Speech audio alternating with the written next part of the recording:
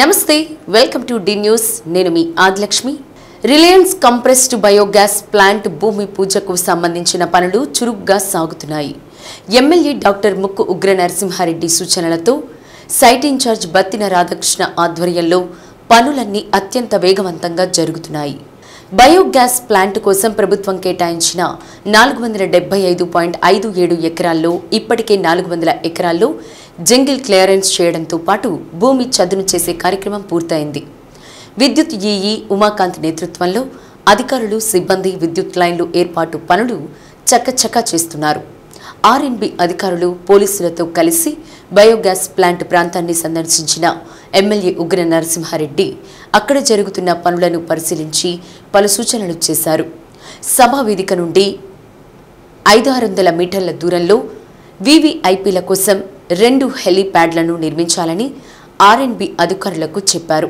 Public వాహనాలు విఐపీల వాహనాలకు వేర్వేరుగా పార్కింగ్ సౌకర్యం కల్పించాలని కనిగిరి సిఐ కాజావలిని ఆదేశించారు లోకేష్ సహకారంతో కంప్రెస్డ్ బయోగ్యాస్ ప్లాంట్ రిలయన్స్ వారు ఏర్పాటు చేయడం జరుగుతుందని ఎమ్మెల్యే తెలిపారు వందల సంవత్సరాలుగా దేనికి పనికిరాని భూముల్లో గడ్డిని తీసి జీరో పొల్యూషన్తో విద్యుత్ ప్లాంట్ను ఏర్పాటు చేసి ఈ ప్రాంతాన్ని సస్యశ్యామలం చేయాలని ముఖ్యమంత్రి చంద్రబాబు నాయుడు యువ నాయకుడు లోకేష్ ప్లాంట్ను ఈ ప్రాంతానికి కేటాయించడం జరిగిందన్నారు వ్యర్థ పదార్థాలతో సేంద్రియ ఎరువులు తయారు చేసి వ్యవసాయానికి వినియోగించడం జరుగుతుందన్నారు బయో ప్లాంట్ శంకుస్థాపన కార్యక్రమానికి అనంత్ అంబానీ వస్తున్నారని వెనుకబడిన ఈ ప్రాంతాలను చూసి ఈ ప్రాంతానికి మేలు జరిగేలా ఏమైనా చర్యలు తీసుకుంటారని ఆశాభావం వ్యక్తం చేశారు 2వ తేదీన జరిగే కార్యక్రమానికి అన్ని శాఖలు సమన్వయంతో విజయవంతం చేయాలన్నారు యువగలం పాదయాత్రలో ఈ ప్రాంతాలను చూసిన లోకేష్ బాబు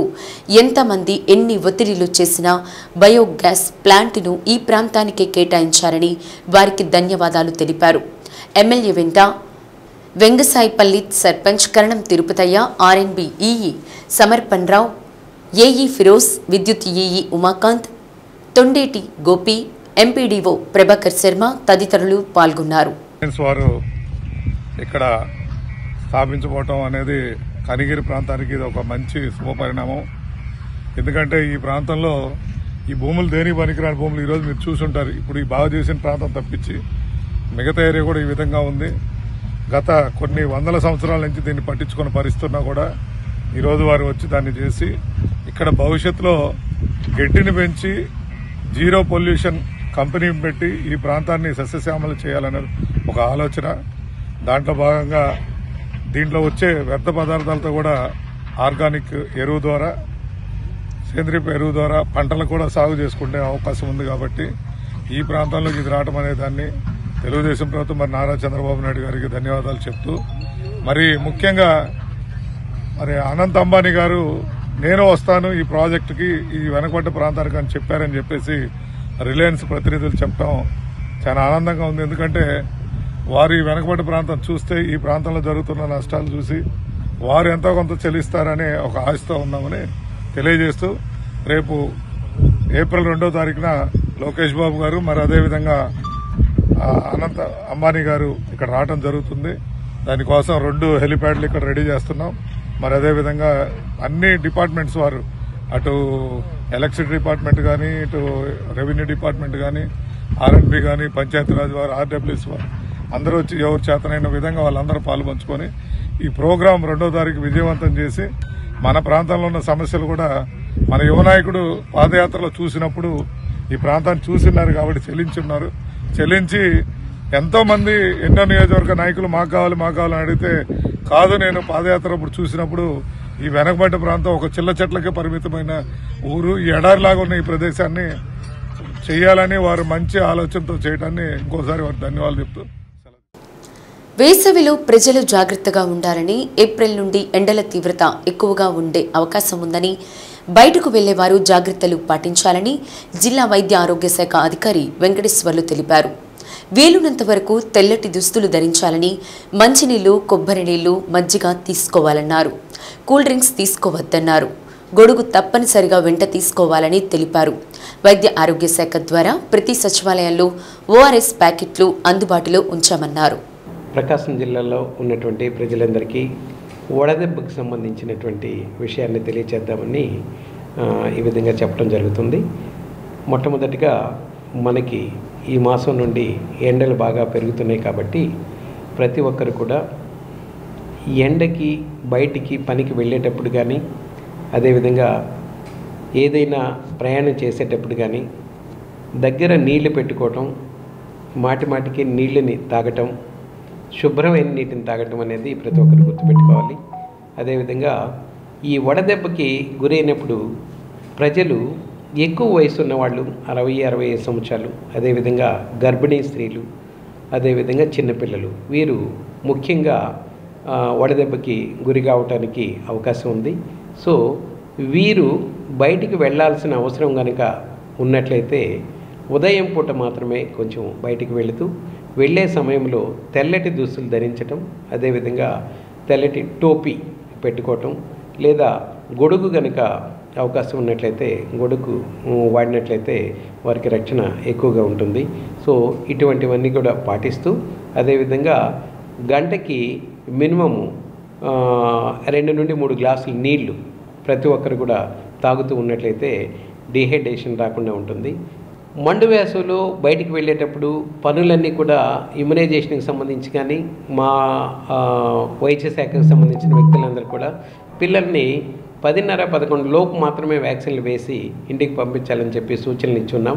అదేవిధంగా మీరు కూడా వైద్య సిబ్బంది వచ్చినప్పుడు సహకరించి ఉదయం పూట 7 గంటల నుండి 11 గంటల లోపు మాత్రమే ఈ వ్యాక్సినేషన్స్ కానీ తర్వాత మీకు జరిగేటువంటి సర్వే మీరు ఇచ్చేటువంటి సమాచారాన్ని కూడా ఇంటి దగ్గర ఉండి ఎండలో కాకుండా నీడను కూర్చొని సరైన సమాధానాలు ఇవ్వాలని చెప్పి అందరికీ తెలియజేస్తూ ఉన్నాను. తర్వాత వెంటనే ఎవరికైనా అపస్మారక స్థితి కానీ ఆ తర్వాత కళ్ళు తిరిగినట్టు ఉండటం కానీ మాట్లాడే విధానంలో కొంచెం తడబట్టం కానీ ఈ ఎండ వలన వచ్చినట్లయితే వెంటనే వారిని చల్లని ప్రదేశానికి తరలించి అక్కడ పడుకోబెట్టి వారికి శుభ్రమైనటువంటి ఫ్యాను నీరు అందేటట్టుగా చేయటం, నీటిని కూడా తాగించవచ్చు. అదే అపస్మారక స్థితికి వెళ్ళే ముందు తాగించాలి, వెళ్ళిన తర్వాత మాత్రం నీటిని తాగించడానికి ప్రయత్నం చేయకూడదు, ఎందుకంటే దానివల్ల మళ్ళీ కాంప్లికేషన్స్ వస్తాయి. అందరికీ ఓఆర్ఎస్ ప్యాకెట్లు అనేవి మనం సప్లై చేస్తూ ఉన్నాం గవర్నమెంట్ తరఫున. వెంటనే ఎక్కడైతే ప్రజలకి దాహం ఎక్కువగా ఉండి డీహైడ్రేషన్ లాగా ఎండల్లో తిరిగినప్పుడు అనిపిస్తుందో అందుబాటులో ఉన్నటువంటి ప్రదేశాల్లో ఓఆర్ఎస్ని తీసుకొని ఈ ద్రావణాన్ని కూడా వాడి వడదెబ్బ నుండి అందరూ కూడా కాపాడుకోవాలని చెప్పి తెలియజేస్తున్నాను. ఒంగోలు నగరపాలక సంస్థ పరిధిలో ప్రజా సమస్యలు పరిష్కరించాలని సిపిఎం నగర కమిటీ ఆధ్వర్యంలో కలెక్టర్ కార్యాలయం వద్ద ధర్నా చేపట్టారు. ఇళ్ల స్థలాలు, ఇళ్ల పట్టాలు, టిట్కో ఇల్లు అర్హులైన వారందరికీ ఇవ్వాలని, రక్షిత మంచినీరు పగ్గలే ఇవ్వాలని,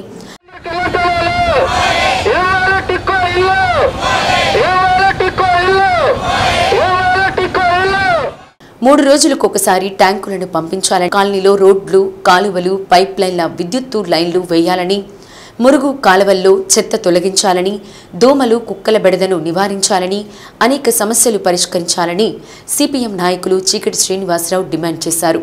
కార్యక్రమంలో సిపిఎం నాయకులు మాబు, జి రమేష్, కంకనాల రమాదేవి, సిఐటియు నగర కార్యదర్శి జి మహేష్, దామా శ్రీనివాసరావు, తంబి శ్రీను, కర్రీ బాలచందర్, కొన్నెపాటి శ్రీను, కుమారి, విజయ, హుస్సేన్, జాన్ బాషా, భక్త సింగ్, రాజు, కొండూరు విశ్వసింగ్ తదితరులు పాల్గొన్నారు.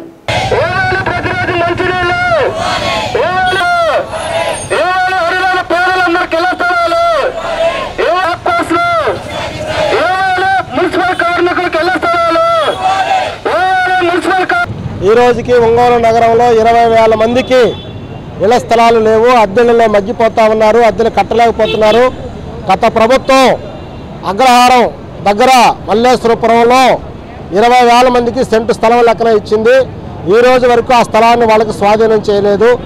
కాబట్టి తక్షణమే వాళ్ళందరికీ ఆ స్థలాన్ని స్వాధీనం చేయాలని చెప్పేసి సిపిఎం తరఫున మేము డిమాండ్ చేస్తూ ఉన్నాం. ఈ ప్రభుత్వం అధికారంలోకి వచ్చి 2 సెంట్లు ఇస్తామన్నారు. 2 సెంట్లు ఇవ్వాలి అంటే ఇంకొక 280 ఎకరాలు కొనుగోలు చేయాలి. ఇవాళ అలా కాకుండా రాష్ట్ర ప్రభుత్వం గత 10 రోజుల నుంచి కార్పొరేషన్లో వాళ్ళందరినీ రెన్యుమరేషన్ చేస్తున్నారు, ఎంక్వైరీ చేస్తున్నారు. అంటే లబ్ధిదారుల సంఖ్యను తగ్గిస్తారా, ఈ లబ్ధిదారులు పరిగణలోకి తీసుకొని మీరు ఇస్తారనేది ప్రభుత్వం చెప్పాల్సిన అవసరం ఉంది. 2017వ సంవత్సరంలో ఈ నగరంలో ఉన్న 4,128 మంది పేదలందరికీ G+3 పేరుతో కొప్పోల దగ్గర చింతల దగ్గర టిట్కో ఇళ్ల నిర్మాణం చేశారు. వాళ్ళ బ్యాంకులో లోన్లు తీసుకున్నారు. వాళ్ళందరూ అర్హులుగా తేల్చారు. ఈ రోజు వరకు వాళ్ళందరినీ స్వాధీనం చేయలేదు. కాబట్టి టిట్కో ఇళ్ళు వెంటనే పూర్తయిన ఇళ్లన్నింటినీ కూడా వాళ్ళకి స్వాధీనం చేయాలి. ఆ ప్రాంతంలో మౌలిక సదుపాయాలు కల్పించాలి. అలాగే ప్రభుత్వ కాలనీల్లో ప్రభుత్వ భూముల్లో ఎవరైతే ఆక్రమణ చేసుకొని నివాసం ఉంటున్నారో వాళ్ళందరూ కూడా పట్టాలు ఇవ్వాలని, మున్సిపల్ పారిశుధ్య కాంట్రాక్ట్ కార్మికుల్ని ఆప్కాస్ట్ విధానాన్ని రద్దు చేస్తున్నారు. దాన్ని ఎలాగే కొనసాగించాలి, వాళ్ళందరినీ కూడా పర్మనెంట్ చేయాలని, ఆటో స్టాండ్లు ఏర్పాటు చేయాలని చెప్పేసి మేము డిమాండ్ చేస్తా ఉన్నాం. ప్రధానంగా ఒంగోలు నగరంలో ఏళ్ల తరబడి ఈరోజు ఇళ్ల స్థలాల లేక అనేక మంది అద్దెలు కట్టుకుంటూ నివసిస్తా ఉన్నారు. వాళ్ళందరికీ కూడా ఇళ్ల స్థలాలను కేటాయించాలి. గత ప్రభుత్వం ఎన్నికలు ముందుగా హడావిడిగా ఈరోజు కొత్త స్థలాన్ని ఇళ్ల స్థలాలు ఇస్తున్నామని చెప్పేసి అందరికీ సెంటు ఇచ్చి పట్టాల రూపంలో ఇచ్చింది. ఇప్పటికి కూడా వాటిని పట్టించుకోని పరిస్థితి ఉంది.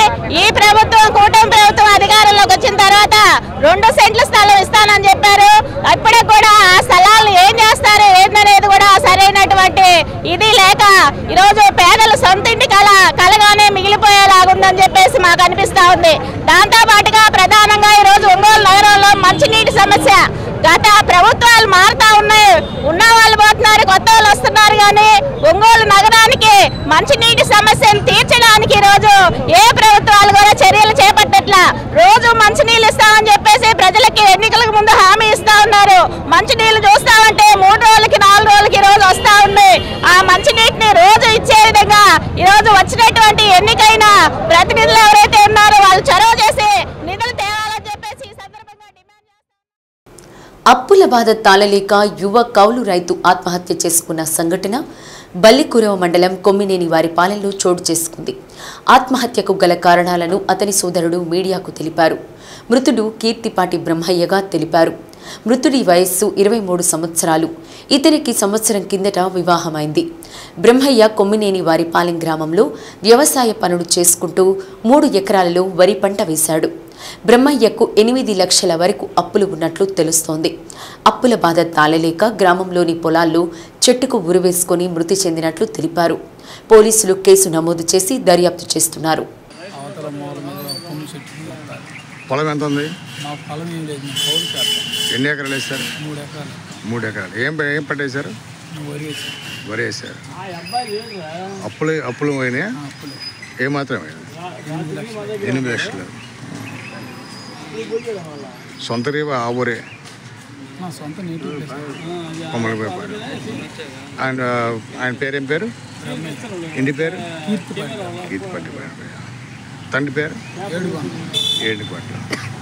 భార్య? లావణ్య. ఎంత మీ తమ్ముడి వయసు ఎంత? 23-25. పెళ్ళి అయింది దానికి?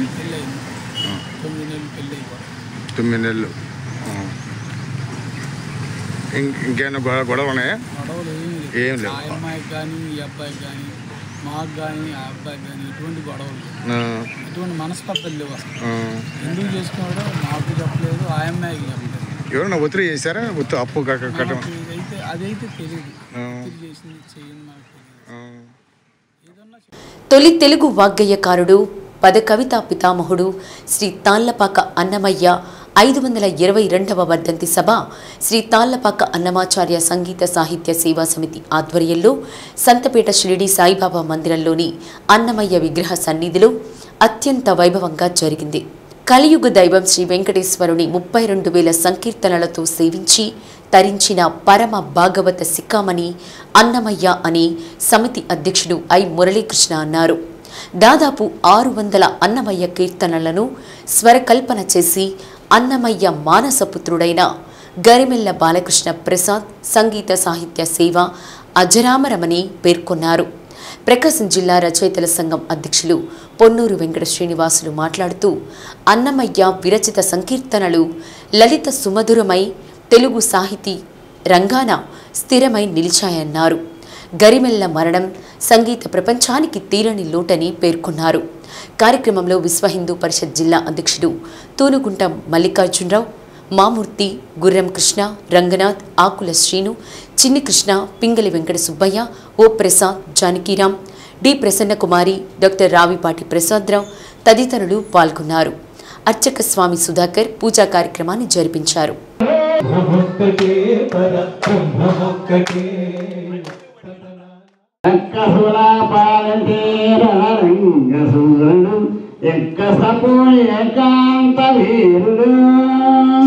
దిక్కులకు సంజీవుని తెచ్చిన వీరుడు అక్కసమైన ఆకారుడు పెరిగినాడు చూడ పెద్ద హనుమంతుడు.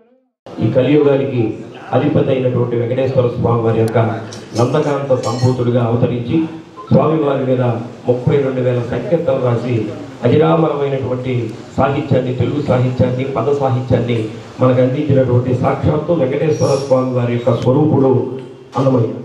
ఆ అన్నమయ్య రచించినటువంటి 32,000 సంకీర్తనలు మనందరం 14,000 సంకీర్తనలు ఇప్పుడు లభిస్తున్నాయని మనకి చరిత్ర ద్వారా తెలుస్తుంది. అయితే అన్నమాచార్య ఆయన వాగ్గేయకారు, ఆయన రచించి పాడినటువంటి సందర్భం అంటే మనం 600 సంవత్సరాల క్రితం మనందరం లేవు కాబట్టి ఆయన పాడినటువంటి పాటల్ని మనం వినలేకపోయాం.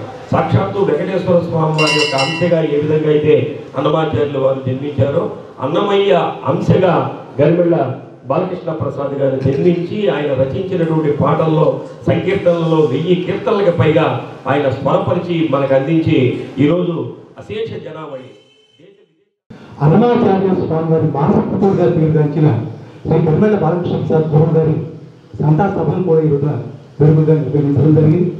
ఈ కార్యక్రమం చేసిన అందరికీ కూడా హృదయపూర్వక ధన్యవాదాలు తెలియజేసుకుంటూ 32,000 సంకీర్తనలతో పాటుగా పండిత భావజనచితంగా ఉండేటువంటి శతకాలం రచించినటువంటి ఘనుడు ద్రావిడాగమ సార్వభౌముడికి తాళపక్క అన్నమయ్య. ఆ మహానుభావుడు రచించినటువంటి 600 సంకీర్తనలకు పైగా తను స్వరపరిచినటువంటి మహానుభావుడు శ్రీ గరిమెళ్ళ బాలకృష్ణ ప్రసాద్ గారి సందర్భంగా వారిని కూడా స్మరించుకోవడం ఉదాహరణ కాబట్టి అందరికీ కూడా హృదయపూర్వక ధన్యవాదాలు తెలియజేసుకుంటూ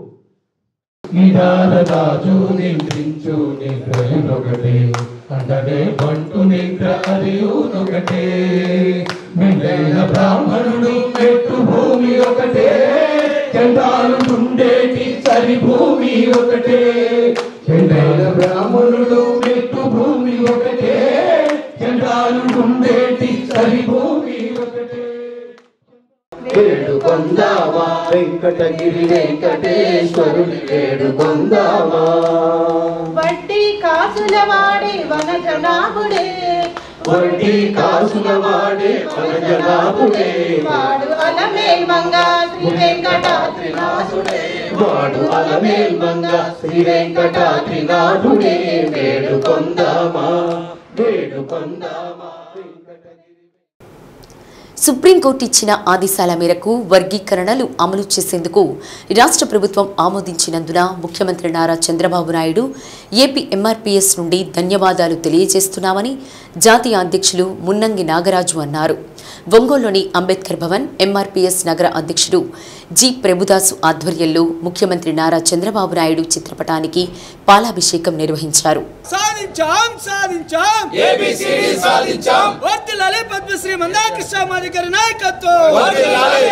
ప్రకాశం జిల్లా మాదిగల ఐక్యత. ప్రకాశం జిల్లా మాదిగల ఐక్యత. మందకృష్ణ మాదిగ నాయకత్వంలో వర్గీకరణ ఉద్యమం కోసం అనేక సంవత్సరాలుగా పోరాటం చేసిన ఫలితంగా సుప్రీంకోర్టు గత సంవత్సరం ఆగస్టులో వర్గీకరణ రాష్ట్రాల అమలు చేసుకోవచ్చని తీర్పు ఇవ్వడం స్వాగతించి రాష్ట్ర ప్రభుత్వాలు దాన్ని అమలు చేసేందుకు పూనుకున్నాయని, అందులో ఆంధ్రప్రదేశ్ కూడా అమలు చేయడం చాలా సంతోషకరమని అన్నారు. దీని ద్వారా ఎంతో మంది మాదిగ జాతి బిడ్డలకు ఉద్యోగ భవిష్యత్తు ఉంటుందని తెలిపారు. కార్యక్రమంలో ఎంఆర్పీఎస్ రాష్ట్ర అధ్యక్షులు వై విశ్వనాథ్, జాతీయ అధికార ప్రతినిధి నరేంద్ర, రుద్రపోగు సురేష్, ఆదిమూలపు ప్రకాష్, బొంత దాసు, కత్తి ఐజాక్, నేలపాటి రాజు, దుడ్డు వందనం, తిరువీధుల బాబు తదితరులు పాల్గొన్నారు. షెడ్యూల్ కులాల వర్గీకరణ సాధనకై గత 30 ఏళ్ల నుండి గౌరవ శ్రీ మందకృష్ణ మాది గారి నాయకత్వంలో ఈ రాష్ట్రంలో అలా పెరిగినటువంటి పోరాటాలు జరిగినటువంటి చరిత్ర అందరికీ తెలిసిన విషయమే. ఆంధ్రప్రదేశ్ రాష్ట్ర ముఖ్యమంత్రి వర్యులు నారా చంద్రబాబు నాయుడు గారు సుప్రీంకోర్టు తీర్పును స్వాగతిస్తున్నట్లు, అలాగే ఎన్నికలకు ముందే కూటమి ప్రభుత్వం అధికారంలోకి వస్తే మేము వర్గీకరణకు కట్టుబడి ఉంటామని చెప్పేసి ఏదైతే మాట ఇచ్చారో ఆ మాటను నిలబెట్టుకునే విధంగా గౌరవ ముఖ్యమంత్రి వర్యులు రాజీవ్ రంజన్ మిశ్రా ఏకసభ్య కమిషన్ను ఈ షెడ్యూల్ కులాలు ఉండబడినటువంటి 59 ఉపకులాలకు సంబంధించి వారి యొక్క విద్య, ఉద్యోగ, రాజకీయ సంక్షేమ రంగాల్లో ఉన్నటువంటి అభివృద్ధి గురించి ఒక అధ్యయనాన్ని చేయడం జరిగింది. ఈ విధానాన్ని మాదిగ రిజర్వేషన్ పోరాట సమితి మందా కృష్ణమాది గారి పక్షాన రాష్ట్ర ప్రభుత్వం తీసుకున్నటువంటి నిర్ణయాన్ని మేము పూర్తిగా స్వాగతిస్తున్నట్టు ఈ సందర్భంగా మేము తెలియజేస్తున్నాం.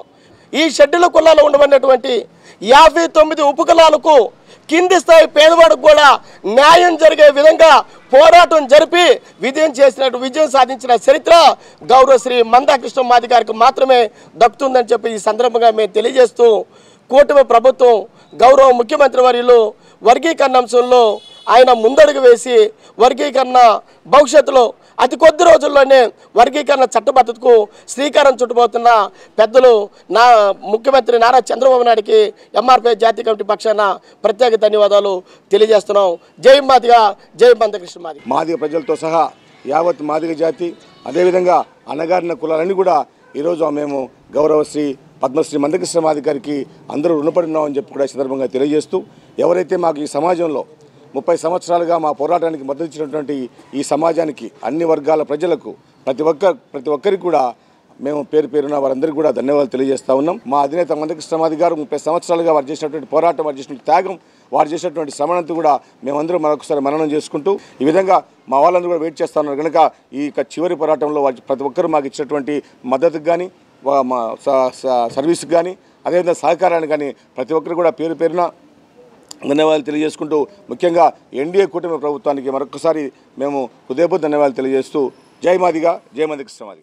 డాక్టర్ బాబాసాహెబ్ అంబేద్కర్ గారి స్ఫూర్తితో భారతదేశంలోనే ఆ సామాజిక న్యాయ స్ఫూర్తిని ప్రదర్శిస్తున్నటువంటి కార్యక్షేత్రమైన రాష్ట్రం ఏదన్నా ఉందంటే అది ఆంధ్రప్రదేశ్ రాష్ట్రమని, ఈ రాష్ట్రానికి ముఖ్యమంత్రిగా వ్యవహరిస్తున్నటువంటి గౌరవశ్రీ నారా చంద్రబాబు నాయుడు గారు బాబాసాహెబ్ అంబేద్కర్ గారి స్ఫూర్తితోటే రాజ్యాంగబద్ధంగా, చట్టపరంగా, న్యాయపరంగా షెడ్యూల్ కులాల వర్గీకరణ సమస్యను పూర్తి చేయడం కోసం ఎన్నికలకు ముందు మాదిగ జాతికి ఏదైతే మాటిచ్చారో, దళిత కులాలకు ఏదైతే మాటిచ్చారో ఆ ఇచ్చిన మాటను నిలబెట్టుకునే విధంగా ఆంధ్రప్రదేశ్ శాసనసభలో ఎస్సీ వర్గీకరణ బిల్లుకు ఏకగ్రీవంగా ఆమోదం తెలపడం పట్ల పద్మశ్రీ మందా కృష్ణమాది గారి పక్షాన, లక్షలాది మంది మాదిగ జాతి పక్షాన, దండోర ఉద్యమ పక్షాన గౌరవ ముఖ్యమంత్రి వర్యులు నారా చంద్రబాబు నాయుడు గారికి ఈ సందర్భంగా మేము కృతజ్ఞతలు, ధన్యవాదాలు తెలియజేస్తున్నాం. అయ్యా జగన్మోహన్ రెడ్డి, ఏబిసిడి వర్గీకరణ విషయంలో నువ్వు కూర్చున్న కొమ్మని నువ్వే నరుక్కునేలాగా వ్యవహరిస్తున్నావు. దయచేసి వైఎస్ఆర్సీపీ పార్టీలో ఉన్నటువంటి మాదిగ జాతి ప్రజలకు 100 ఏళ్ల భవిష్యత్తునిచ్చే వర్గీకరణ చట్టం కోసం, వర్గీకరణ బిల్లు కోసం వైఎస్ఆర్సీపీ పార్టీని వీడి రావాలని విజ్ఞప్తి చేస్తూ సెలవు తీసుకుంటున్నాను. జై మాదిగ, జై మందా కృష్ణమాది. ఉమ్మడి ప్రకాశం జిల్లా మాదిగల ఐక్యత, ఉమ్మడి ప్రకాశం జిల్లా మాదిగల ఐక్యత. సత్యనారాయణ సేవా సమితి ఆధ్వర్యంలో ఫాల్గుణ మాసం ఏకాదశి సందర్భంగా శ్రీ రమ వసుంధర సమేత సత్యనారాయణ స్వామి కళ్యాణ మహోత్సవాన్ని అంగరంగ వైభవంగా నిర్వహించారు. కేశవస్వామిపేటలోని శ్రీ ప్రసన్న చెన్నకేశవ స్వామి దేవస్థానంలో నిర్వహించిన కళ్యాణంలో దేవస్థానం రావెళ్ల శివశంకర్ దంపతులు స్వామివారికి పట్టు వస్త్రాలు సమర్పించారు. ప్రతి సంవత్సరం ఏకాదశి రోజు సత్యనారాయణ సమితి ఆధ్వర్యంలో కళ్యాణం నిర్వహిస్తున్నట్లు అధ్యక్షులు కొత్తూరు సుబ్బారావు తెలిపారు. సత్యనారాయణ స్వామి వ్రతాన్ని భక్తులు చేసుకుంటారు కానీ కళ్యాణాన్ని అరుదుగా జరుపుకుంటారని, తమ సేవా సమితి ద్వారా ప్రతి ఏడాది కళ్యాణం నిర్వహిస్తున్నట్లు తెలిపారు. అర్చక స్వాములు రమానాథాచార్యులు, నాగార్జున ఆచార్యులు, రాంబాబు ఆచార్యులు కళ్యాణాన్ని జరిపించారు. అనంతరం భక్తులకు అన్నప్రసాద వితరణ చేశారు. కార్యక్రమాన్ని సేవా సమితి సభ్యులు పర్యవేక్షించారు.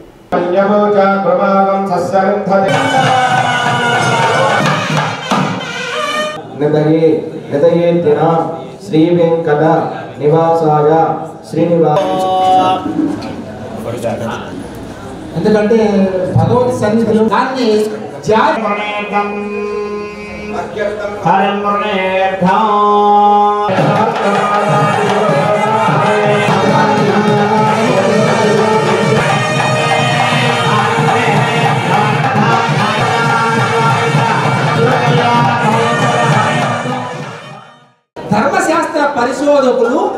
ఈ రెండు వస్తువులను కలిపి భార్యాభర్తలు కాబోయే నూతన వధూవరుల సహస్రారము పైన ఉంచుతారు. ఉంచుతూ ఒకరి కళ్ళల్లోకి ఒకరిని చూడమంటారు. అక్కడ నుంచి మేమిద్దరము పుణ్య దంపతులము, మేము భార్యాభర్తలము, 100 ఏళ్ళు మా జీవితము, 3 పువ్వులు 6 కాయలు. ఈ 3 ఏంటి?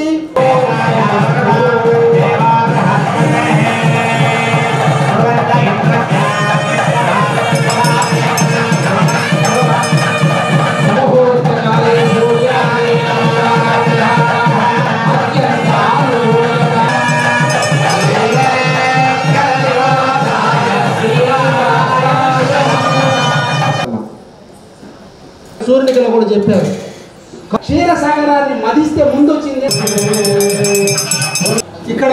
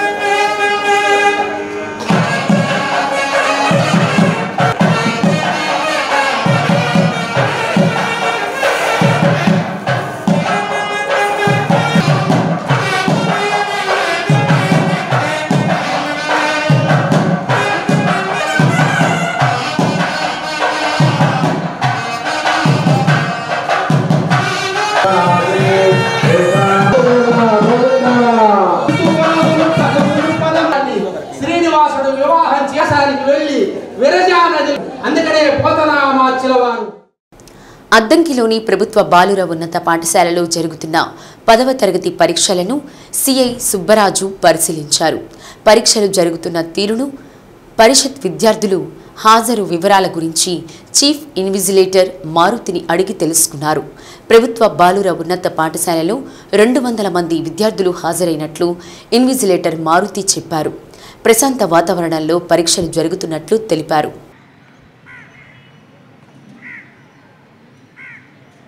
ప్రకాశం బాలుర ఉన్నత పాఠశాల అద్దంకి సెంటర్ అండి. ఈ సెంటర్లో ఈరోజు 200 మంది అలాట్ చేయబడినారు. 200 మందికి గాను 200 మంది హాజరయ్యారు. అందరూ కరెక్ట్ బాగా రాస్తున్నారు. ఎలాంటి వస్తువులకు సంబంధించి కానీ పేపర్లకు సంబంధించి కానీ ఎలాంటి ఇబ్బంది ఏమీ లేదు. అంటే క్లియర్గా. మీ పేరండి? మారుతి. మీ ఏం చేస్తారు? కేశవస్వామిపేటలోని ప్రసన్న చెన్నకేశ్వర స్వామి దేవస్థానంలో చెన్నకేశ్వర స్వామి వారికి ప్రాతకాల సుప్రభాత సేవ మొదలుకొని రాత్రి ఏకాంత సేవ వరకు ప్రత్యేక పూజా కార్యక్రమాలను ఏకాదశి పుణ్యతిథిని పురస్కరించుకొని జరిపించారు. రాత్రి జరిగిన ఏకాంత సేవలో భక్తులు పెద్ద సంఖ్యలో పాల్గొని అన్నమయ్య సంకీర్తనలు ఆలపిస్తూ ఉంజల్ సేవ నిర్వహించారు. అర్చక స్వామి రమానాథాచార్యులు స్వామివారికి హారతులిచ్చి ఉంజల్ సేవను జరిపించారు. అలవాటు చేసనే రామ గోవింద జో జో అందు నింటను చేరి నయను విరగా చంద్రవతి టీవీతో వేలి నా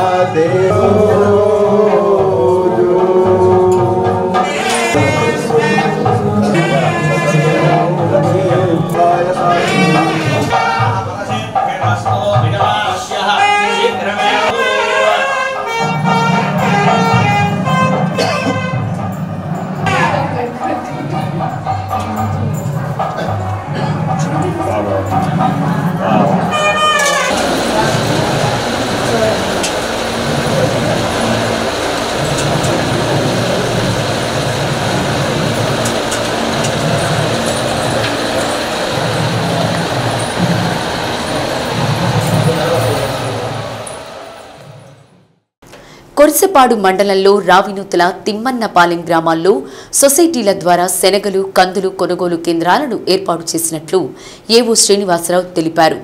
రైతులు ముందుగా రిజిస్ట్రేషన్ చేయించుకోవాలన్నారు. శనగలు మద్దతు ధర క్వింటాకు 5,650 ఉండగా కందులకు 7,550 రూపాయలు ఉన్నట్లు తెలిపారు. రైతులు ఈ అవకాశాన్ని సద్వినియోగం చేసుకోవాలని కోరారు. మనకున్నటువంటి రబీలో వేసినటువంటి అపరాలలో బెంగాల్ గ్రామ్ శనగ ఒకటి, అలాగే ఖరీఫ్లో వేసినటువంటి కంది, ఈ 2 పంటలకి కొనుగోలు కేంద్రాలని మన కొరిసపాడు మండలంలో ఏర్పాటు చేయడం జరిగింది.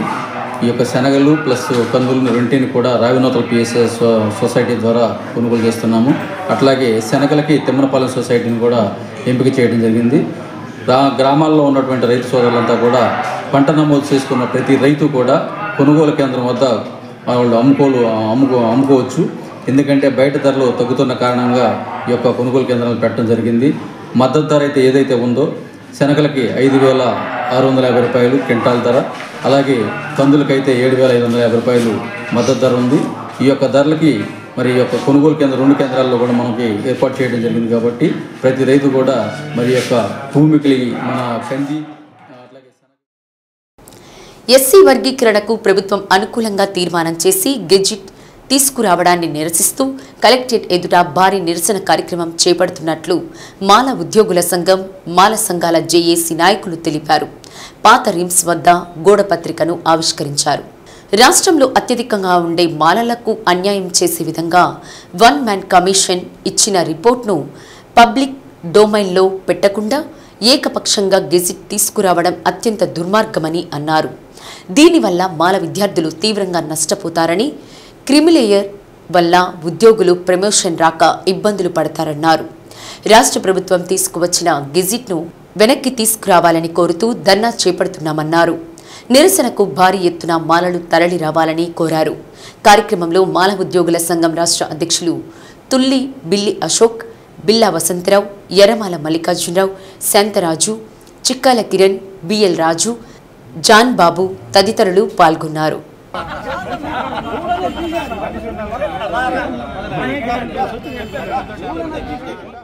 మాల సోదరులారా, మాల మహిళా మనులారా, మాల విద్యార్థులారా, రేపు జరుగు మహాధర్నాన్ని మీ అందరి కృషితో ఈ యొక్క కార్యక్రమాన్ని జయప్రదం చేయాలి.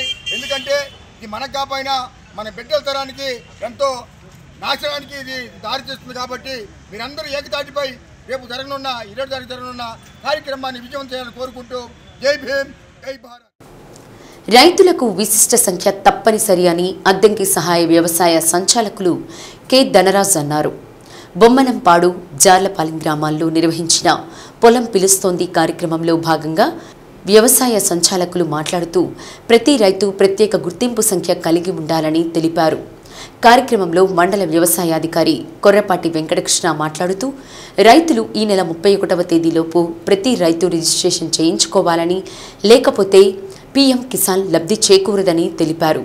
కార్యక్రమంలో గ్రామ వ్యవసాయ సహాయకులు వీరశంకర్, ఆజాద్, కోటేశ్వరరావు తదితరులు పాల్గొన్నారు.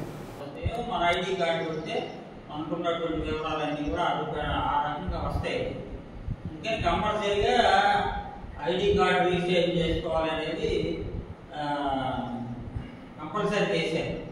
కాబట్టి చేసుకోవాల్సిందే. చేసుకుంటే మన రైతు అనేది గ్రామంలో కానీ మనకు ఐడి కార్డు మనం కూడా నంబర్ పెట్టుకుని ఫోన్ నెంబర్ లాగా అది నోట్ చేసుకుని పెట్టుకుంటే అది అన్ని పథకాలకి ఇది మనకు వర్తిస్తుంది. ఇన్సూరెన్స్ కానీ, తర్వాత ఈ క్రాప్ చేసేటప్పుడు కానీ ఇవన్నీ వచ్చినప్పుడు పెట్టుకుందామంటే మీ ఇష్టం. అది ప్రభుత్వం మద్దతు ధర అయితే ప్రస్తుతం 5,650 రూపాయలు వ్యవసాయంలోకి ఉంది. అమ్ముకునే వాళ్ళు ఏమవుతుందంటే రిజిస్ట్రేషన్ చేయించుకోవాలి ఆజాద్ దగ్గర ఈ క్రాప్. అదే ప్రభుత్వం కొనుగోలు చేస్తే కోతలు తర్వాత ఈ మందులు కూడా 7,550 రూపాయలు చెక్ చేసి మళ్ళీ ఇన్ఫార్మ్ చేయాలి. వాళ్ళకి ఇన్ఫార్మ్ చేసి వాళ్ళ తక్కువ పడతారు. గవర్నమెంట్ నామ్స్ ప్రకారం లేకపోతే పొందరు.